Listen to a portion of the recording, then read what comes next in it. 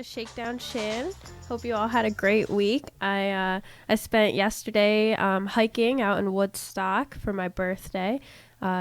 Cinco de Mayo, baby. So I'm 22 now, no longer at that exciting 21 age. Now it's time to adult, right? Anyway, I don't feel older, but so a year goes by really fast, though. It does. It's crazy. I feel like I just had my birthday. But anyway, so I went hiking. I went to Overlook Mountain. It's down in Woodstock, New York. And, it was a great hike. You have to have a lot of stamina. It's not difficult, but it was like steep uphill the entire way up the mountain. There were good places to stop and take breaks, but it only took like 50 minutes though, so it wasn't too bad. It's like an hour drive there for me, and the drive was really nice. And so then we parked and went up the mountain. And so fun fact, towards the top of the mountain there's this abandoned hotel. It was built in 1820s or something like that, for like New York's elites. And it has a crazy history. It's so funny. They built this hotel and then shortly shut it down thereafter because lack of business. Like, go figure. You're on a mountain. Nobody's walking up this thing to come stay at your hotel.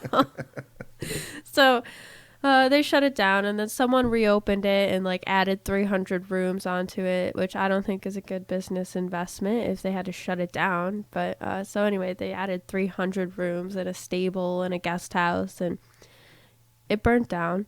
And then they rebuilt it, and it burnt down again, and then they rebuilt it, and then it burnt down again. Holy mackerel. So there's still there's not like a little, there's a lot left of this place still. We went searching through the rooms and the halls. We went downstairs. Like, a lot of it's still intact for being burnt down 3 times. But in 1920 something, I think, it was sold to the state. They were finally just gave it to the state. So it's been abandoned since the early 1900s. Huh? It's on the hill. Yeah, it's on the mountain. It's right near the top of the mountain. It's crazy. It's like that Stephen King novel there with. Oh yeah, like that hotel. Yeah, where they got locked in Colorado. In the wintertime. The Shining. Yeah, I love that movie. It was that was a big book. Yeah, it was. It took like 3 chapters to describe The Office. Like, just tell me that the wall's painted. Maybe they could film the movie up there in the wintertime. Yeah. Well, it's all kind of like old. Yeah. I don't know, but it does remind me of that. When I heard about it, I immediately thought of The Shining. Yeah. But we walked through. They still have the in the windows the metal things that held the glass. Oh, really? That's all still intact. There's no glass on it, obviously, but all the, I don't know what they're called. Things. The shutters? Or? They did open. They weren't shutters though, but I don't know. Go take the hike and. Yeah, really. But the state owns the property. Yeah, the state owns it now, and it was really, really, really neat. I'll be posting some pictures. Definitely, I took a lot of pictures. And so we got to the top of the mountain, and just the view was incredible, and it was packed. So many people were on the mountain that day. It's very heavily trafficked. Well, it was a really nice day. It was a really nice day, too. It was like 82 or something like that, and sunny. It was great. Really was. And so then after we got off the mountain, spent some time in Woodstock, went to this really, really cool brewery, and then they sent us over to the owner's girlfriend owns a place in the town of Woodstock, and so we went there, had really, really great food. Has a lot of vegetarian, vegan options, and so I'll be posting about that too if anyone wants to take a road trip. But did you see where the concert was? The property where the concert was back there? No. Okay. We didn't. Something was going on in town. It was really, really packed. There were a whole bunch of like street vendors and stuff, and Mm. so we ate food and then headed back up here. So anyway, yeah, that was my birthday. Took a birthday hike. It was really, really nice, and I'm glad it was the first hike of the season, I think. Or did I go hiking recently? I think you went hiking. I thought I went hiking Yeah. recently. I can't really remember. I think a couple of weeks ago you said you went hiking. So maybe it was the second one of the season. Who knows? Anyway. We'll have to go back I in was the gonna go shows. hiking and then it wasn't nice. Oh, It that's wasn't right. nice out. So anyway, let's go get on to these topics for today. So something that made me very, very angry the other day was this. It's in the news, and I can't believe that this is news and not everything else that's going on in the world. But this made the news. This girl, I don't remember what state she was from, wore a prom dress that was like Chinese like, and it was really, really pretty, and she wore it because she loves the Chinese culture, and she wanted to implement that with her prom dress. And you'll have to go look at it, but it was in no way mocking Chinese culture at all. And she posted a picture, and all it said, it was her in her prom dress. She posted a picture. All it said was prom. She got so much hate on it, like on Twitter and everything. And from people in her school that it's like cultural appropriation, and that she's mocking the Chinese culture. And people are like, well, I'm Native American, and you wouldn't see me wearing a Native American prom dress. Why not? Why not? Exactly. Why not? Like, why does everything have to be so PC? This PC culture that people are trying to put us into and live in is absolutely ridiculous. It makes no sense. It's like PC, being PC and like talking PC is just, it's like a form of brainwashing. It's like saying you can only use this vocabulary when talking about X topic. And no, you should be able to say whatever. And, I don't really like Trump, but one thing I can say about him is that he's not PC at all. Mm-hmm. And that's great. He shouldn't have to be. No, you shouldn't. I mean, if you have something to say to somebody, say it. Yeah. You don't mean to offend them. I did you hear about the school in California? I think, did we mention this last week, where you can't call a friend of yours a best friend? No. The school districts won't let you. I didn't hear about that. Yeah, the school districts won't let you use the term best friend anymore because they feel it may alienate the other friends that you some have. Kids, that's ridiculous. Yeah, that are friends of yours. That is ridiculous. Yeah, well, here we go. Like, come on. This is, and I know I keep bringing this up, but read 1984 by George Orwell. PC is kind of like having the thought police, saying that you can't say this, you can't say that. And in 1984, it's you can't think this, and they read your thoughts and everything. It's going to get to that soon. But I can't believe this girl she even came on the news to speak about her prom dress. And oh my God, I feel so bad for her that she wore a really nice dress to prom, and she's just getting torn apart for it. It's ridiculous. Now, I don't want to go off the subject at all, because you have your plot that you're going to work off today. But you talk about internet abuse and how there's some kids that can get really low and commit suicide.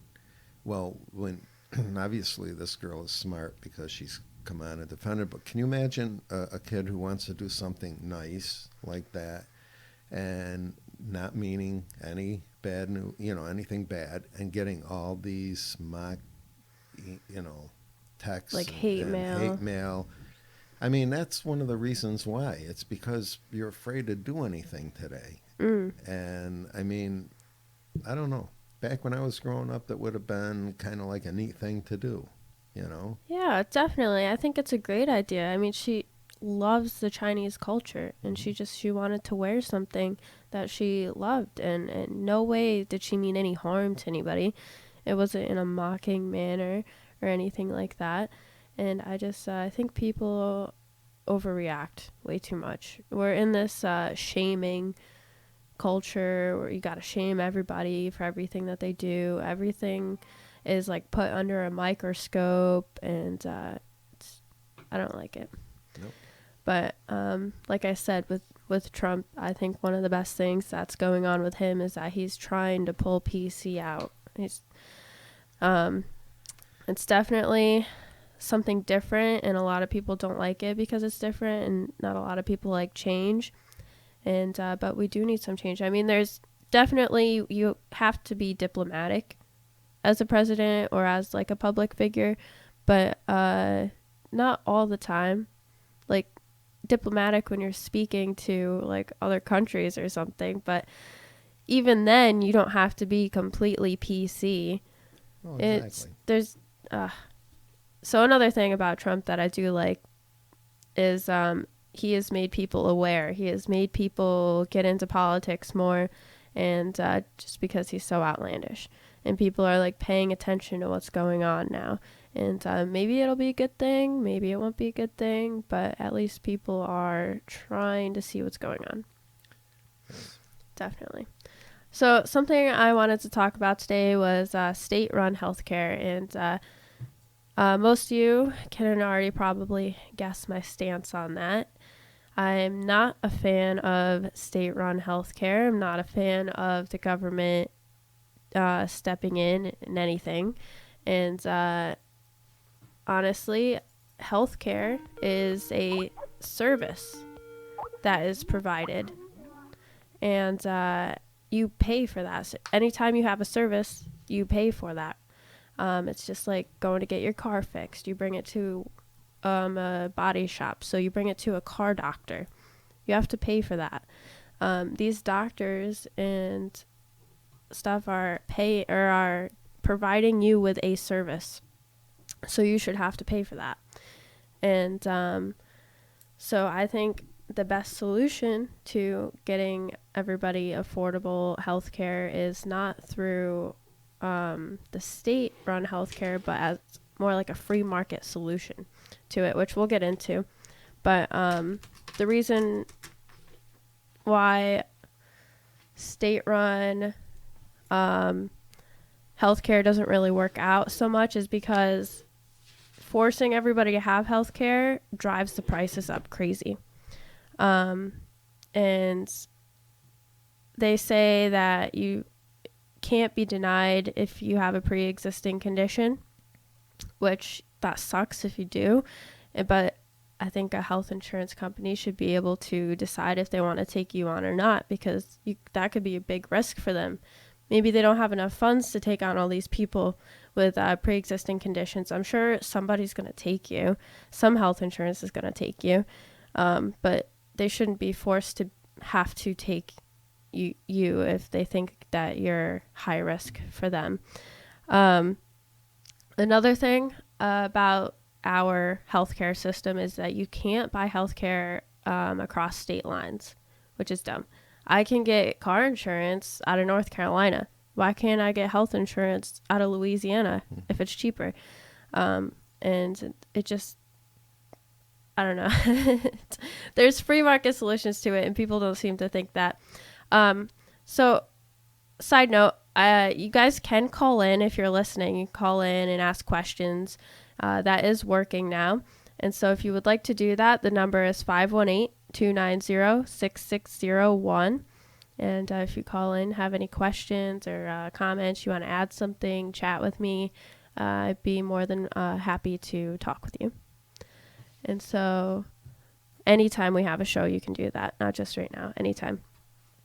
So I have this article here, and it's really funny. It's really, really, really funny. It's titled, "There Are No Free Market Solutions to Healthcare." And people believe this. Okay. So who wrote this? By Geoff Coventry, or maybe it's Jeff Coventry, whatever his name is. So anyway, he says Republicans in both chambers claim they're doing this to support freedom and choice for the American people. They say the free market is the only way to provide Americans with access to affordable health care. They claim deregulation will help drive down health costs. Yes, it will. It will. Deregulating is just going to make health insurance less expensive. So when Obamacare was put into place, I remember my dad was outraged with the individual mandate, saying that every single person had to have health insurance, or they got taxed a fine on their taxes at the end of the year, and it's expensive too. So the problem with that, which Trump repealed the individual mandate, so I think that came into effect in 2018 now. So at the end when we do taxes next year, you won't have to do that part. But okay, so making everybody purchase health insurance. Some people don't really need it. Like people my age, 22, a lot of people my age don't need health insurance that much. They're pretty healthy. We are pretty healthy. And a lot of them just don't like to go to the doctor, So why do they need to buy it? You're just forcing people to. A lot of us don't have a lot of money either at this age. And you're just forcing more people into poverty by telling them they have to purchase health insurance. And then they're like, well, we have like a program where if you can't afford it, we'll find you something. But even going through that, the premiums are outrageous. And that's what happened. That's what we found out with, I call it socialized medicine. When the government makes you buy medicine, you had to buy Obamacare. Yeah. And you see what the premiums did in 3 years. They kept doubling and doubling, and there's no way to control it. No. So, I mean, what good was that? That's what it was supposed to stop, and it didn't. No. Of course it didn't. It only made it worse. Right. And so saying that, oh, well, we can pay for your health insurance. Okay, well, with what money? The government doesn't actually have any money. They get all their money from us. So really what they mean when they say we'll pay for your health insurance is we're going to take money away from other people that work hard for it and pay for your health insurance with it. That's not right. You can't do that. You can't, like, if your friend has $20, you can't tell your other friend, hey, I'm going to pay for your dinner tonight with my other friend's money. Okay, well, is that okay with the other friend? Probably not. So, let's keep going here. This guy says, well, for starters, the so-called free markets are unicorns. Fanciful creatures with magical powers that don't exist in the real world. Are you kidding me? What? Unicorns. Free markets are unicorns. Like, I don't know how they allowed this to be published on this site. I really don't know. Who's the editor of this thing? So, he goes, all markets are designed. They don't emerge spontaneously from nature. What? Does this guy know business at all? Well, he's probably on every federal program to get money that's known to man. Okay, so this article at the top of the page has a picture of someone holding a sign that says tax the rich. That's not gonna, no. If you increase taxes on rich people, guess what? They go put their money somewhere else. It's not going to be taxed. Right. Well, not only, they put their money somewhere else, and the business they own doesn't hire as many people, and it doesn't do anything. So he goes, we form, structure, regulate, and enforce markets through policy and institutions which reflect private and public interests. When it comes to healthcare, we're talking about something closer to a natural monopoly like electricity, not an industry like autos or breakfast cereals. Okay, no, that's wrong. Because I'm sorry, but like I said, healthcare is a service. It's a service provided to you by people in that field. Going to see a doctor, that doctor provides you with a service. This is not a natural monopoly. Healthcare is not a right. It's not a right. People seem to think being provided healthcare is a right. It's not. So going to school to be a carpenter? Or going to school is not a right either. No. These are all privileges. And I'm not trying to be insensitive, but like, it's just fact. It's a fact that it's not a right. Just like electricity and everything, that's not a right either. Having clean water is not a right. All these things are industries that provide a service. Electrical companies, they provide us with electricity. We have to pay for that electricity.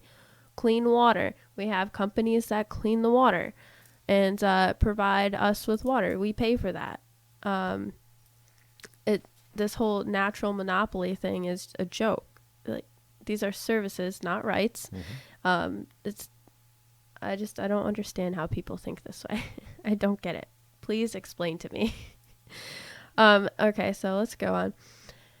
He says everyone needs basic medical services on a regular basis, and we need to make sure the same quality is available to everybody, even in hard-to-reach or low-income areas. All right, so if you want quality service, that doesn't come through the government. Everything the government does is not good quality. I don't know if you guys are familiar with like the UK's healthcare system, but it is a mess. Mm-hmm. They have universal healthcare, and so when you have everybody, when you provide healthcare for every single individual in the country, that means all these people can go to the doctor.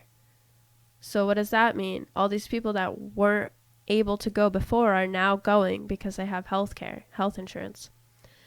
That's too many people. There's not enough doctors. You can't just increase the customer base before you increase the doctor base. Mm-hmm. Because before you had people that weren't going. They weren't being seen because they couldn't. They couldn't afford it. And now everybody can. So there's too many people. These hospitals, emergency rooms are overcrowded in the UK. They can't treat everybody. There's just not enough supplies. There's not enough room to see everybody. You wait forever. You have critical conditions and you can't be seen quick enough. And that's the kind of thing that happens when everybody has health insurance. And nobody seems to understand that. So the quality of service goes down when it's government run, because there's no competition. There is no competition. Quality comes out of competition.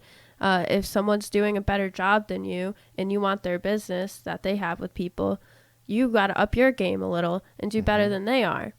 But it's like the DMV.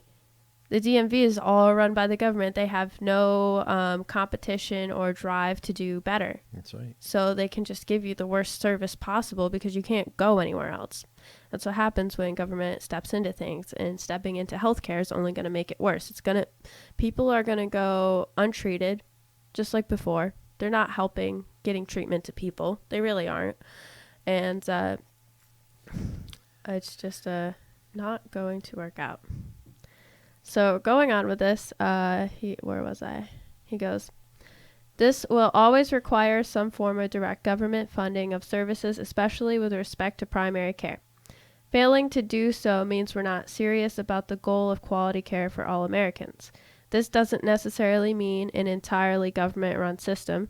There's plenty of room for private medical practices and businesses to provide the spectrum of services we need, but it does mean some degree of public funding is essential. Why? Why?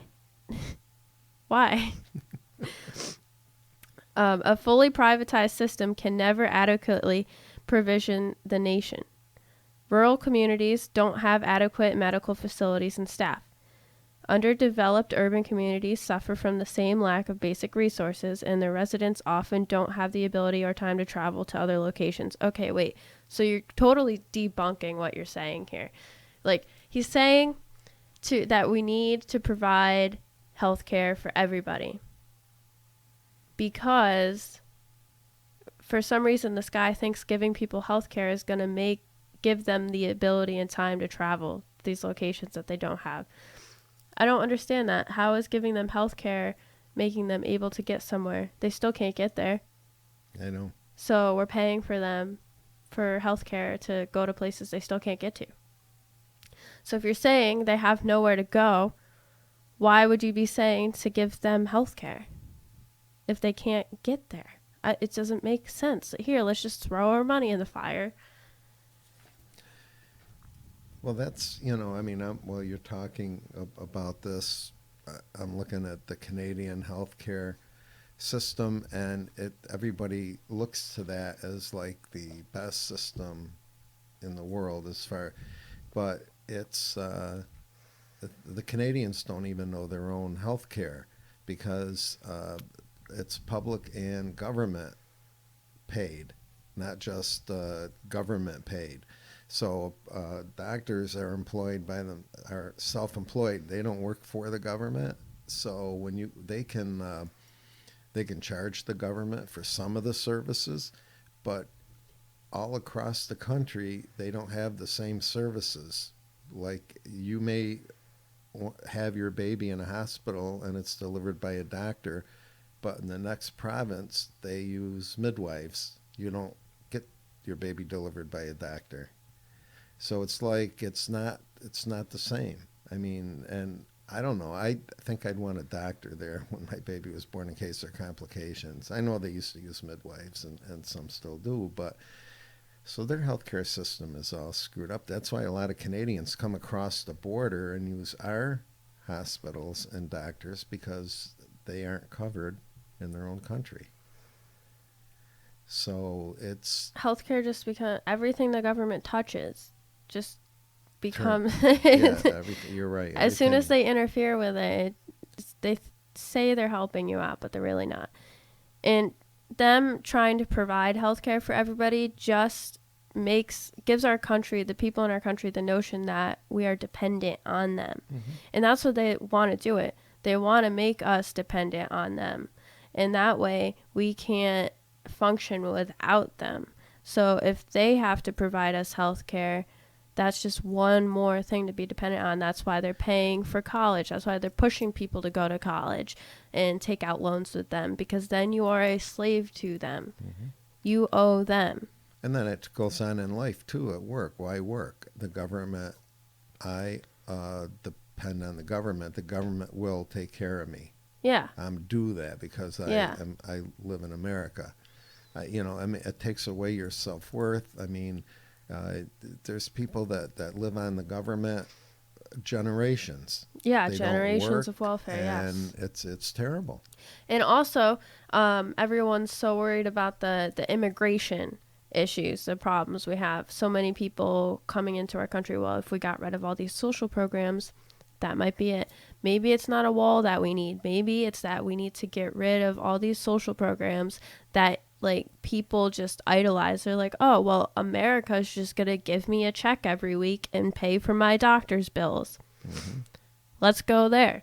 So if we got rid of those, I bet we'd see immigration and crime related to immigration go down, because nobody would want to come here because we're not just handing out money. Right. But that's never the solution to immigration. That's never going to be the solution, right? Well, I doubt it very much. It should be the solution, and that's another It thing makes that sense. I like President Trump for. I mean, he's realistic in what he wants, and he knows how to do it. I mean, being a businessman, he makes the decisions and they're carried out. Here you can't do that. You have to play political games. Mm-hmm. I mean, even though he's got good ideas that would make America better, they won't go for it, because I don't know. Yeah, he's just Trump is really like a figurehead. Mm-hmm. He doesn't really get to do anything. It's all his administration that they do everything. Congress does everything. He could say what he wants to say. He can get out ideas, but Congress is never really going to work with him on things. I'm surprised that he got tax cuts through. I know a lot of people wanted them, but it's kind of hard to when you got to fund all these programs. Well, I was watching a news show today, and they said unemployment is down to 3.9%, and it's the lowest it's been down in over 20 years. And one of the people at the table said they were arguing about it. I mean, it's a fact. I mean, the report came out last week, and they just don't want to believe that the country is turning around because people are doing it themselves. without the government.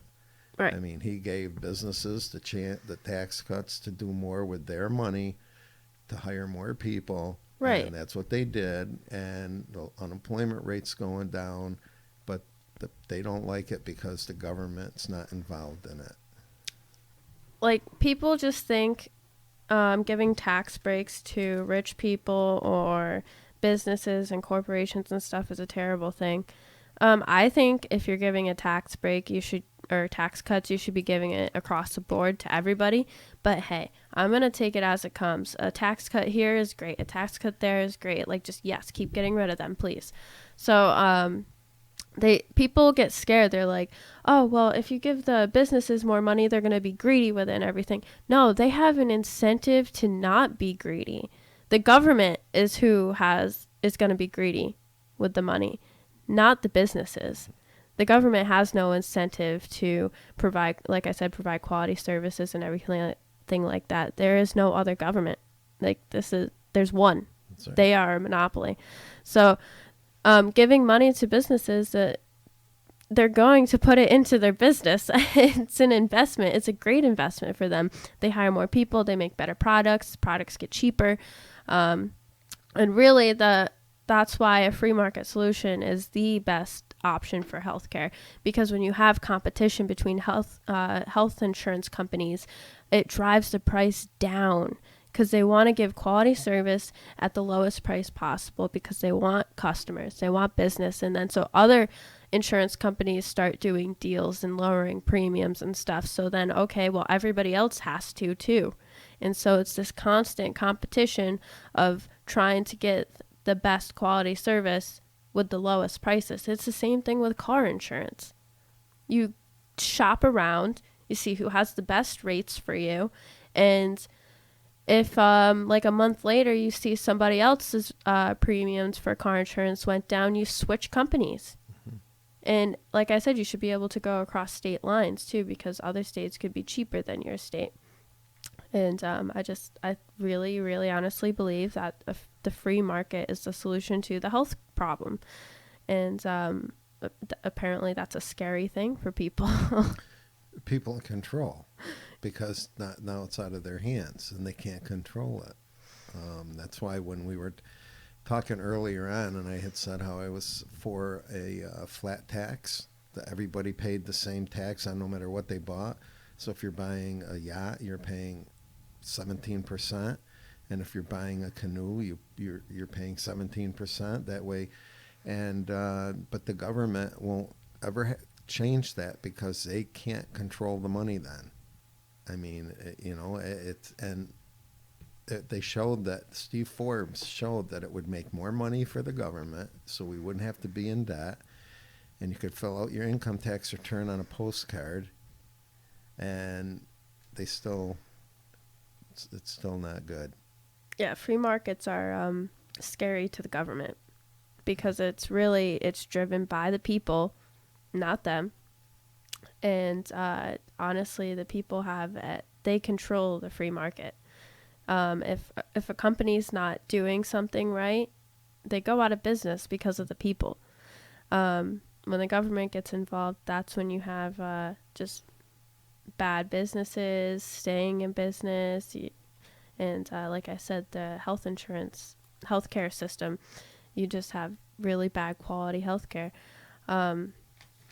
So this guy, and going back to the article, what's he say? He says, a healthy nation is a prosperous nation. This is primarily a challenge of real resources and the distribution of those resources, not of money. Congress can and should authorize any necessary funding to achieve the stated public goal simply by appropriating the funds. This includes designing a system that will ensure there are enough facilities, doctors, nurses, specialists, transportation systems, and all other elements of quality care in close proximity to all who need it at any level of need and ability to pay. I'm sorry, like, if you have a health condition, you got to figure out, like, go to a charity if you have to. Ask for donations, help. I went to Colony Center Mall, had like this little beer tasting thing. This guy that has a brewery in like Lake George or whatever, his daughter had cancer or something, and so he was trying to raise money for her doctor bills. That's what people need to do. Mm-hmm. If you can't afford something like that, like say you get a medical emergency or whatever, you ask for donations, you go to charities, churches, do something. This guy was out there doing beer tasting. You paid $5, you got 5 tickets, you got to taste 5 different beers, and then you could donate to, if you want to donate more money. And people are naturally charitable. Mm-hmm. And They are. people tend to think that humans are like not charitable in nature, but we really are. We want to help people out. Not everybody's greedy. I'd say more people are charitable than not charitable. Well, we give more to charity in this country than anybody else in the world. Yeah, and imagine if we weren't being taxed to pay for health care.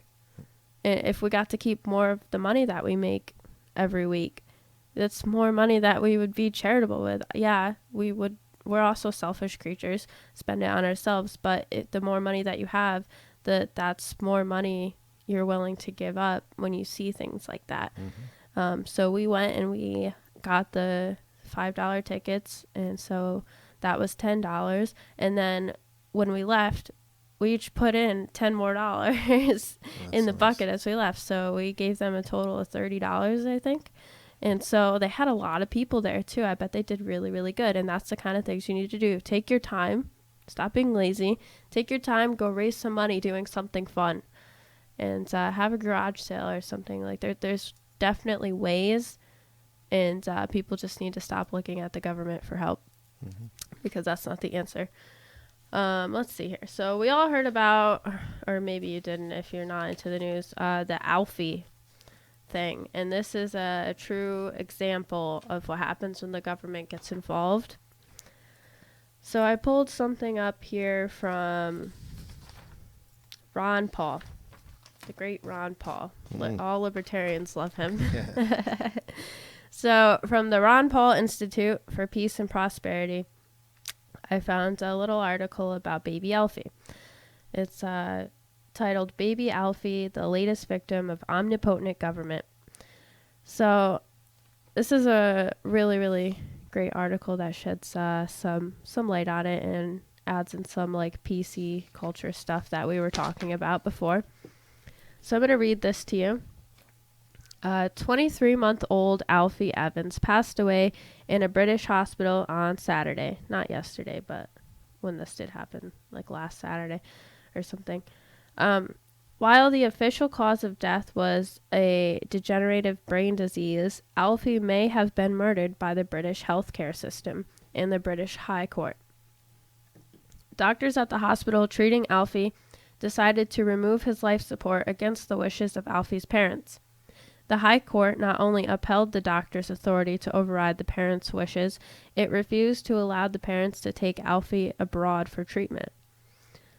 Which, I don't think the government should be able to tell you where you go treat your kid, but that's what happens when you have state-run healthcare. They decide where you get your care from, and they said, no, you can't go there. They basically killed this kid. So in upholding the government's authority to substitute its judgment for that of Alfie's parents, the High Court is following in the footsteps of authoritarians throughout history. Ever since Plato, supporters of big government have sought to put government in charge of raising children. The authoritarianism of a system where experts can override parents is underscored by a police warning that they were monitoring social media posts regarding Alfie. Alfie's cause is not just an example of the dangers of allowing government to override parental authority or the failures of socialized medicine. It shows the logical result of the widespread acceptance of the idea that rights are mere privileges bestowed by government.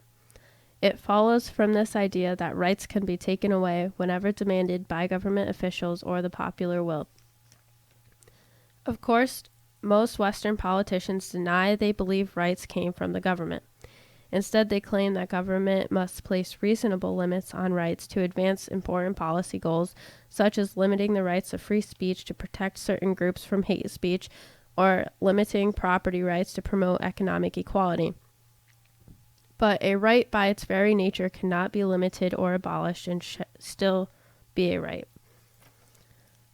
This disdain for a true understanding of rights is found among both liberals and conservatives. Both support a welfare warfare state funded via the theft of income taxes and the indirect theft of inflation. Both support jailing people for nonviolent actions like drinking raw milk. Many politicians, regardless of ideology, support restrictions on parental rights, such as mandatory vaccination laws. While claiming to support the right to life, most modern liberals not only support legalized abortion, they want to force pro-lifers to fund abortion providers. Both the right-wing neocons and the left-wing humanitarian interventionists dismiss the innocents killed in U.S. military actions as inconsequential collateral damage. Yes, human lives are just collateral damage. America's founding fathers rejected the idea that rights come from government. They instead embraced the views that rights are either granted by the Creator or are a basic attribute of humanity. Since rights do not come from the government, government has no more legitimate authority to violate our rights than does a private individual. Thus, if an individual cannot use force to make you help others, neither can the government. If an individual cannot use force to stop you from gambling online or telling un-PC jokes, neither can the government. If an individual cannot use force to stop parents from seeking medical treatment for their child, neither can the government. Widespread acceptance of natural rights and the principle of non-aggression that flows from natural rights is key to obtaining and maintaining a free society. Thus, educating people in the benefits of free markets, individual liberty, and a foreign policy of peace and free trade is the key to protecting future Alfie Evanses and other victims of the welfare warfare state. Yeah, his last name was Evans. Evans. So future Alfie Evanses. As well as to resorting respect for the moral principles of liberty among critical mass of the people. So, right, the government needs to be treated like an individual person. Mm-hmm. They cannot use force on anybody to make you do something. They cannot tell you can't say things or do things to protect other people. It's just we should hold them to the standard that you hold yourself and other people. Right. And I don't think most people do. They just think that they have more authority, and really that's dangerous. But if you give them that right, you know what I mean? Mm-hmm. This case was sad because it is sad. It's very sad. The Italian government and the Pope wanted to bring him to a Rome hospital, and the hospital pulled him off of the ventilation that day and said it would be cruel and inhumane if they sent him there, and he kept breathing on his own. So, what could have been done that you don't know? No, but they wanted to see. Right. They have a right to go somewhere else. But, when your government provides your health care, you give them the power to tell you where you can and cannot receive it. And that's why getting government involved is dangerous. Because as soon as you let them take a little bit of your freedom and your right to choose, you give them an inch and they take a mile. Mm-hmm. They just start taking away from you left and right. And that's how I feel about the gun laws too. Like you give them a little bit and they take way too much. You gotta stand your ground, tell them no, you don't have a say. Like if I can't tell the person next to me what doctor they can go to, no, they should have a choice. Yeah. They should definitely have a choice. So the government shouldn't be able to tell them that either. No, and that's, on your gun law outlook there, that's why the NRA will not, even if they want to, they will not let anything go, because they said if you give them one thing, they're going to come back and want you to eliminate 10 more. Mm-hmm. And they said that the law's the law, and that's what we're going to go by. And Yes. it's true. And you can't give in. No, you can't give in because it's so dangerous. You see what happens when you give in. Things like Hitler, Germany, Yeah. when you start giving in to what they're saying. I mean, so like the idea with Hitler is that he was this war hero. He was praised. So then he started saying these outlandish things little by little, and he was a very good persuader. And he started saying, like, we're in poverty, and like it's because of this group of people, and let me tell you why. He's like, I have this idea. It's gonna be good. It's scary. Like, if you're good with words, good with persuasion, you get a little bit. You get a little bit of a following, and then as soon as you get a little bit, you start going more and more, and then you got people hooked, and then they just go along with what you say. Right. So you really got to be careful and put everything that government tells you under a microscope and analyze it and like see what they're really trying to do. And the thing with the healthcare is they're really just trying to make you dependent on them. They're trying to be able to tell you what you can and cannot do, and it's not good. It's dangerous. It is. And there were alternatives, but they didn't want to hear about them. And I mean, they think there's no country where socialized medicine is working. No. Not one. Nope. And I mean, but we have to follow, or, President Obama had to follow the countries that ran things, and because that's what he wanted to do, and that was wrong. It was wrong, and like I said, the individual mandate was absolutely ridiculous, and I'm more than happy that that's gone. Because I felt sorry for kids coming out of college that owed this big debt from college debt, and here if they didn't take the insurance and make monthly payments, it wasn't even free insurance. You had to pay for it. Yeah. You had to pay a penalty, which was Even larger at the end of the year. It didn't make sense to me. And like I said, requiring everyone to have health insurance spikes up the premiums, because then they have to absolutely take on everybody, and that's including high-risk people. And then so you have all these high-risk people that have to have health insurance, and so they got to be paid for somehow, so you have to spike. That's why the premiums are so high. Well, what they were hoping was that the younger people would pay for that. Would get in and pay those premiums, and the older people that needed more of the services would be paid for by the younger people. That's wrong. That's so wrong. And I mean, and then that wasn't working, so here we go. I mean, they were up to more than insurance costs if you bought it yourself somewhere. Yeah. Insurance through the marketplace is expensive, very expensive. And they're just asking to keep people in poverty. They keep saying, oh, we're going to have good programs that are going to get you out of poverty. We're going to help pay for your stuff and everything. But then they just throw more people into poverty because it spiked the premiums up. And now people that didn't want to take out subsidized healthcare ended up having to, because there was no way they could pay the premium. And so now they're dependent on a government program, and they didn't want to at all. Right. But there's no choice. There's no option. But luckily now you don't have to have health insurance. That's right. So that's good. See what happens. How are we looking on time here? Well, we got about another 11 minutes. Cool.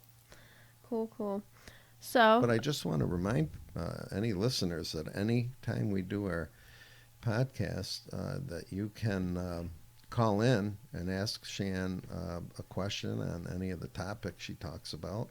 518-290-6601. And in the 518 area code, everybody pretty much has free calling now. In the U.S. Yeah. So, but you do have to use our area code now, 518-290-6601. Oh, and I do have listeners from Finland now. Okay, you may have to put a 1. You may have to put a 1. Yeah, That's I just Finland hopped on the map, actually. I saw that. and a new state jumped on the map too, and I can't remember. Probably because you keep talking about that vodka from Finland. Finlandia. Oh, it's interesting to really just see how it gets around. Sure. Yeah, so definitely call in. I think I'm gonna start like doing Facebook Live. Mm-hmm. You know how you do Facebook Live videos? I think when we record, I'm going to set up my phone and do Facebook Live. Okay. And then because that notifies everybody that I'm friends with that I go live, and then they can look at it, and then maybe they'll call in or something. I know I do have a few people interested in calling in, and I still got to set that up with them. I do have somebody that wants to shoot around some ideas. But also, I want to thank you all. I got up to over 200 likes on the Facebook page now. Neat. Very neat. And I haven't checked how many downloads of the show that I've had in a few days, but I think the last time I checked was Thursday night, and it was at 166. Wow. And Monday I was at 127. So from Monday to Thursday, it went up like 40 downloads. And seems to be good. Someone messaged me the other day. They said, "Hey, are you a Grateful Dead fan?" And I was like, "Yeah." And they're like, "Yeah, I figured by the name." I'm like, "You're the first person to catch it. Awesome." I've been getting a lot of good feedback too. People are like, "Hey, I just listened to your show. It's really, really great. I think the message is great. Keep it up." Stuff like that. And it's really good to see. That's good. It's really exciting. It is. It's a refreshing voice on issues that people don't think about or may tend not to want to think about. Mm-hmm. But you give a different view on a lot of issues, and I think they should be put into the main they should. discussion of when you speak of the issues. So, like I said, the prom dress thing, the first thing I talked about, that was on Fox News. It was on Fox News.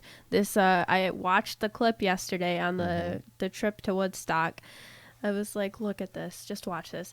And it was ridiculous. Like Fox News and all these other main news channels, CNN, all that, they all have a political agenda, and they're all about keeping you blind, really.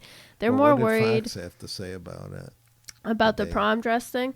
Well, they were saying that it was ridiculous that she wasn't allowed, she was allowed to, obviously, but that people were giving her hate for it, giving her a hard time for it, which I agree with. I agree with that, but I think it's crazy that is the news. Why is that the news? I know. They're more worried about cats stuck in trees than they are killing people overseas. I know it. But see, they pick up on these little things, hoping to create a movement that you can't do that anymore because you're being insensitive to a certain group, and that's why some of these channels pick up on that, and they'll keep talking about it, and before you know it, there'll be some actor or singer that'll be making a statement about it. And how it's just sad. You have to go get your news, like real news, from alternative sources now. Like I listen to a lot of podcasts, and I learned so much more about what's going on from them than I ever would the news. No, you're right. See, crazy. News does not report news. They make it. They make news. It now. Yeah. See, it used to be that they would report the news, and you took it for what it was. But now they make up the news, and it's hard to tell where they're coming from. And based on what side they lean on, the news will be completely different. Maybe completely, the facts may be there, but it's completely different from what the facts are. I'm a firm believer, maybe call me a conspiracy theorist for this one, I don't know, it seems pretty true, that I feel like mainstream news media is just like all brainwashing, because if you look at it, I saw a video the other day that had the introduction of some topic they were talking about on like 20 different news channels. I sent that out on Facebook. Did you? Yeah. Did you get it on Facebook? And they were all the same, every single one. And it's really just brainwashing. And then they started all talking at the same time, and it was like, this is affecting your mind. Scary. It's scary. It's very scary. Like, can't believe it that I we've know. come to this. I mean, I can believe it, I guess, It's sad, but though. it is sad. It's very sad. So I do have some more that I did want to talk about, but I think I'm going to end it here for the day. So don't forget, you can find the live shows always on SaratogaBroadcasting.com, and then it's posted later as a podcast episode. Then there's always my website too you can check out. I don't have anything live on there, but I do upload it there so it can go on iTunes. And so I'm on iTunes, Google Play, Stitcher, TuneIn. There's this other podcast platform that I saw show up that I didn't even know I was on, and I can't remember the name of it. But that's cool, I guess. Yeah. Hey, the more you're I didn't on, the even more know. people listen to Didn't you. even know. And then I do have my Facebook page. I like to give you guys some memes from now and then. Everyone likes a good meme. So you're gonna forget all about me when you're on Sirius. You know, when you get on Sirius Radio and the I don't even know what that is. Oh, it's not over the air, but it's on, like, you can get it in your car, and they have everything. They have, like, I don't know how many channels they get. It's a lot of news people, a lot of music, sports, probably people that podcast have a show. Interesting. Yeah. No, I won't forget about you. That's big time. I won't forget about you. No. And so, yeah, just keep looking at the Facebook page. I'll keep you updated. I try to have conversation during the week. I'm kind of like absent on the weekends from social media, so I'm more active during the week, but I got some crazy things going on. I got a huge project I'm working on. I can't really talk about it because it's a surprise, and who knows if this person is listening, so I'm not going to explain it to you. But when it's all done with, I'll let you know what it was. I'll probably have some pictures up, but I got this crazy project I'm working on. It's taking a lot of my time, and so just busy. You are. So I think that's